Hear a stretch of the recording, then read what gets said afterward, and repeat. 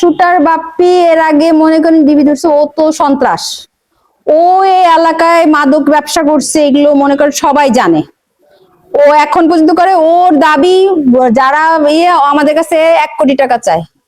আজকে আমার ম্যানেজারকে ধরে 1,40,00,000 টাকা চাইছে। আমিও, আমাকে ফোন দিছে, ফোন নাম্বার দিয়ে ফোন দিয়ে ধুমকি ধামকা দেওয়ার পর আমি পুলিশকে জানাইছি বিষয়টা। পুলিশকে জানার পরে সে এখানে আমার স্যানিটারি মিস্ত্রিকে ও জিম্মি করে এই বাসায় ঢুকেছে। এখনো ওর সাথে আমার স্যানিটারি মিস্ত্রি আছে, সবার ফোন। ওকে যখন পুলিশ আনছি তখন আমি উত্তরা থেকে পুলিশকে কল করছি, এখানে আনছি। তারপরে আমার ওই মেয়েকে, আমার ম্যানেজারকে, ওকে যেন আটকে রাখছে, ওকে সামনে রাখছে, গুলি করছে, পুলিশও গুলি করছে। ওকে হ্যান্ডকাপ লাগায় রাখছে, ওকে সামনে না দিলে ওর কাছে সব, আমার বাসা পুরা লকার থেকে স্টার্ট করে সবকিছু শেষ করছে। ওর 1,40,00,000 টাকা দরকার, চাঁদা চায়। ও চাঁদা চায়। আমরা ওকে তো কোনো কেন বিরোধ বলতে কি, ও তো সন্ত্রাস। ওর সাথে আমাদের কি, ও ধুমকি দিবে, ও টাকা চায়। যারা বড় লোক আছে এই এলাকায় তাদেরই টাকা তার কাছে অস্ত্র, আর অস্ত্রের কাছে তো সবাই ভয় পাইবে। আমরা তো এখন পর্যন্ত মনে করুন না ধরা পর্যন্ত তো আমরা এখনো ভয় পাই। আমরা চাচ্ছি বাপ্পির মানে গ্যাং সহ, ওর যদি মনে করেন ওর বাপও থাকে, আরো সবাইকে অ্যারেস্ট করতে হবে।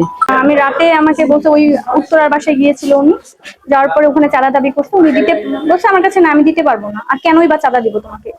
সে তো ভাড়া উঠে খায়, তার তো আর আলাদা কোনো বিজনেস নাই। তো হচ্ছে এটা বলার কারণে উনি খেপে গেছে, যার কারণে সকালে আসছে। আমাদের স্যানিটারি মিস্ত্রি ছিল, তাকে বলে দরজা খুলে ভিতরে ঢুকছে। ঢোকার পরে স্যানিটারি মিস্ত্রি মোবাইল টোবাইল কেড়ে নিয়েছে। পরে আমাকে ঘুম থেকে ডাকছে, আমি উঠার পরে ওনাকে দেখি যে উনি আমাকে ফোন টোন আমার কেড়ে নেওয়া হয়েছে। ফোন কেড়ে নেওয়ার পর ওনার সাথে বসেছিলাম, সকাল 7টার দিকে আসছিল। পরে বসে থাকার পরে ওনার সাথেই আমি ছিলাম, আমি রুমে ছিলাম। উনি পরবর্তীতে ওনার কাজকর্ম শেষ, সবার ফোন টোন কেড়ে নেওয়ার পরে উনি আমার সাথে কথা বলতেছিল, বললো যে টাকা লাগবে, টাকা দেয় না, এগুলো নিয়ে অনেক সমস্যা। অনেকদিন ধরে টাকা যাচ্ছে, উনি টাকা দিচ্ছে না। আর উনি তো সবাই জানে যে শরীফ চৌধুরীর লোক, আসলে কিন্তু তা না। যার কারণেই উনি আর কি এটা অনেক আগে নাকি ওনাদের সাথে ভালো সম্পর্ক ছিল, তখন উনি বিজনেস করতো না সম্ভবত।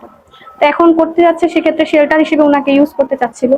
তো পুলিশের মধ্যে ঢুকে গেছে, আমি মাঝখানে ছিলাম, যার কারণে পুলিশ গুলি করছে, কিন্তু আমার জন্য মানে এক্স্যাক্টলি উনার মানে গুলিটা লাগেনি। আমি মাঝখানে ছিলাম, দুজনের, উনার বাপ্পি ভাইয়া আর হচ্ছে যে আমাদের পুলিশ আঙ্কেলরা যারা ছিল তাদের মাঝখানে আমি ছিলাম, যার কারণে গুলি করতে পারেনি।